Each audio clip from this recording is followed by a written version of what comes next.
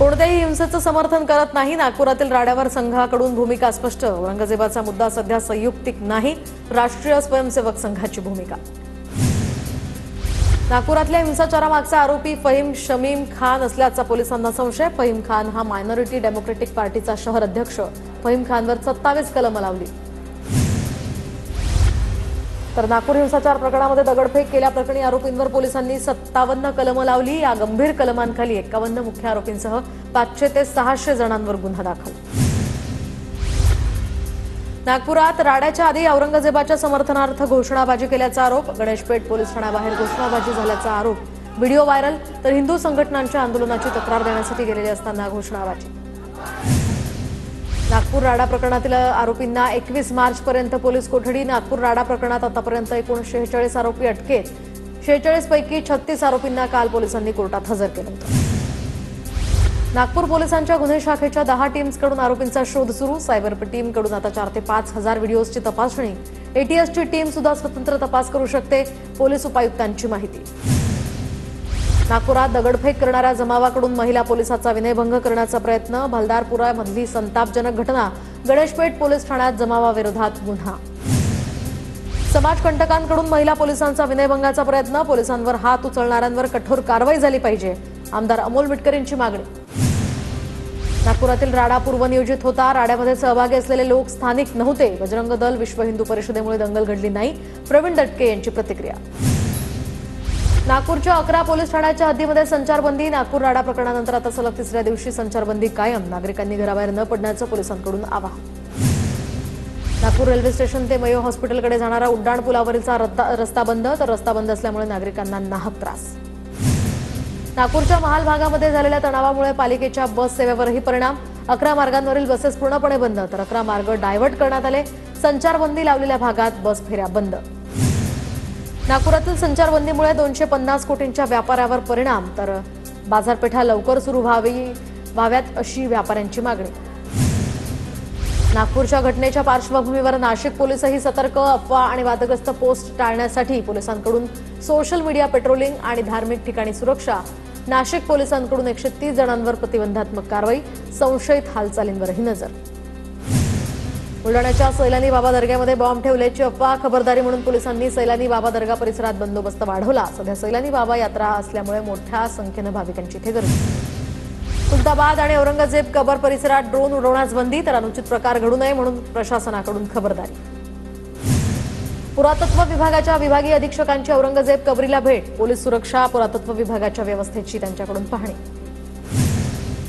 औरंगजेबाच्या कबरीच्या वादाचा परिणाम आता छत्रपती संभाजीनगरमधल्या पर्यटनावर. पर्यटन स्थळांना भेटी देणाऱ्या पर्यटकांमध्ये 40 ते 60% घट. येत्या काळात अनेक पक्षप्रवेश होतील असं सांगितलं होतं. रत्नागिरी नगर परिषदेवर भगवा फडकणार. कोकणात शिवसेना बळकट होतीये. विधानसभेमध्ये बोलताना उदय सामंतांची प्रतिक्रिया. महाराष्ट्रातील अनेक तृतीयपंथीयांचा चंद्रशेखर बावनकुळे यांच्या उपस्थितीत भाजपात पक्षप्रवेश. भाजप तृतीयपंथी सेल बनवणार.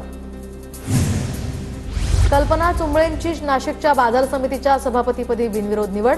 देविदास पिंगळेंविरोधात अविश्वास प्रस्ताव पारित झाल्यानंतर निवडणूक झाली. 2029च्या निवडणुकीमध्ये भाजपचं सरकार 400च्या पार यावं म्हणून वातावरण गरम केलं जात आहे. प्रकाश आंबेडकर जे बोलतायत ते खरं आहे. रोहित पवारांकडून प्रकाश आंबेडकरांच्या वक्तव्याचं समर्थन.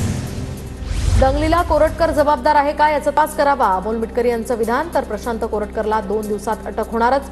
परिणय फुकेंकडून विश्वास व्यक्त.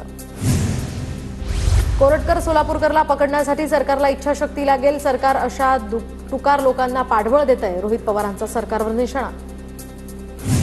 नितेश राणेंनी जबाबदारीनं बोलावं. राणे लाडके असले तरी काहीही बोलण्याची सूट सीएम देणार नाहीत. अमोल मिटकरींचं वक्तव्य. नितेश राणे नेत्याला खुश करण्याच्या नादात महाराष्ट्राचं नुकसान करतायत. तुमचा लाडकेपणा काही दिवस टिकणार. रोहित पवारांचा राणेंवर निशाणा. ठाण्यातील कचऱ्याच्या प्रश्नावरून पवारांची राष्ट्रवादी आक्रमक. ठाणे पालिका मुख्यालयासमोर शहराध्यक्ष सुहास देसाईंनी टाकला कचरा. भविष्यात एकनाथ शिंदेच मुख्यमंत्री होतील. माढ्याच्या मेळाव्यामध्ये युवा सेनेच्या सचिव साळींकडून विश्वास व्यक्त. संजय कोडकेंना विधान परिषदेची उमेदवारी दिल्यामुळे एनसीपीमध्ये नाराजी. तर राष्ट्रवादीतील अनेक पदाधिकारी नाराज असल्याची सूत्रांची माहिती. विधान परिषदेच्या एका जागेसाठी 75हून अधिक उमेदवार इच्छुक होते. नाशिक पालिकेतील हिंसक आंदोलन प्रकरणी आता बच्चू कडूंना मुंबई हायकोर्टाचा दिलासा। आंदोलन प्रकरणी बच्चू कडूंना मिळालेल्या शिक्षेलाही स्थगिती। सोलापुरात ठाकरेंच्या युवा सेनेनं त्या ठिकाणी युवा सेनेला खिंडार। युवा सेनेतील 15 शहर प्रमुखांचा शिंदेंच्या शिवसेनेत प्रवेश। साताऱ्यातील कराडच्या सह्याद्री सहकारी साखर कारखाना निवडणुकीतील अवैध ठरवलेले 9 जणांचे अर्ज सहसंचालकांनं वैध ठरवले। अपील केलेल्या 10 पैकी 9 जणांचे अर्ज वैध।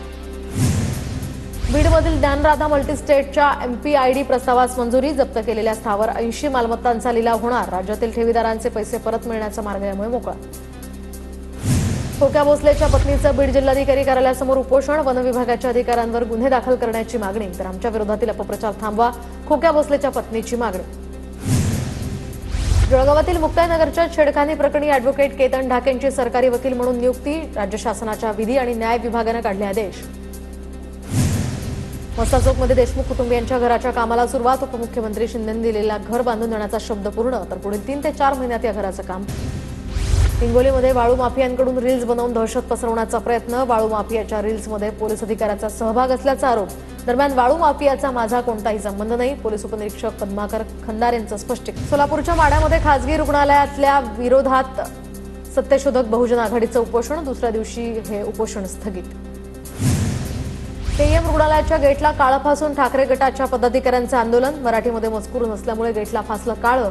रुग्णालय प्रशासनानं दुर्लक्ष केल्यामुळे ठाकरे गट आक्रमक। ठाकरेंच्या गटाकडून रुग्णालय प्रशासनाला निवेदन। अमरावती जिल्ह्यात शासकीय सोयाबीन खरेदीचे पैसे अजून सुद्धा न मिळाल्यामुळे शेतकरी अडचणीत। तर 3 दिवसांमध्ये सोयाबीनचे पैसे मिळाले नाही तर खरेदी विक्रीचं कार्यालय फोडून टाकू, ठाकरेंच्या शिवसेनेचा इशारा। सांगलीच्या बाजार समितीमध्ये तूर खरेदी विक्री केंद्राचा आता शुभारंभ, तर बाजार समितीचे सभापती आणि व्यापाऱ्यांच्या उपस्थितीत या केंद्राचा शुभारंभ। परभणीमध्ये कापसाला 7,690 क्विंटल इतका दर, तर खासगी व्यापाऱ्यांकडून लिलाव पद्धतीनं कापसाची खरेदी। जळगाव जिल्ह्यामध्ये होळी धुलीवंदन सणाचा केळी पिकाला फटका। ग्राहकांकडून मागणी कमी झाल्यामुळे केळीच्या दरात 500 रुपयांची घसरण। वाशिम जिल्ह्यामध्ये चिया शेतीत शेतकऱ्यांची निराशा। कमी उत्पादन आणि तांत्रिक अडचणी तसंच बाजारभावाचा फटका बदलून उत्पादनाला अपेक्षेपेक्षा खूपच कमी दर मिळाल्यामुळे शेतकरी आर्थिक अडचणीत।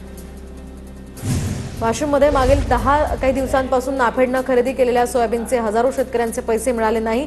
नाफेडकडून तांत्रिक कारणं सांगून शेतकऱ्यांचे कोट्यवधी रुपये रोखून ठेवण्यात आले।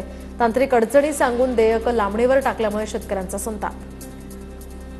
धाराशिवच्या परंडा तालुक्यातील परंडा सोनारी या मार्गावर शेतकऱ्यांचा रास्ता रोको। सीना कोळगाव धरणातनं नियमबाह्य पाणी सोडल्यानं ते पाणी बंद करण्याची यातनं मागणी। नांदेड शहरातील नवघाट पुलाजवळ पाईपलाईन फुटून लाखो लिटर पाण्याची नासाडी। शहरामध्ये पाणी टंचाई असताना अशा प्रकारे पाणी वाया गेल्यामुळे नागरिक आक्रमक। 4 मार्चपासून दर सोमवारी रत्नागिरीचा पाणीपुरवठा बंद राहणार, तर पाण्याची काटकसर करण्यासाठी पाणीपुरवठा बंद राहणार।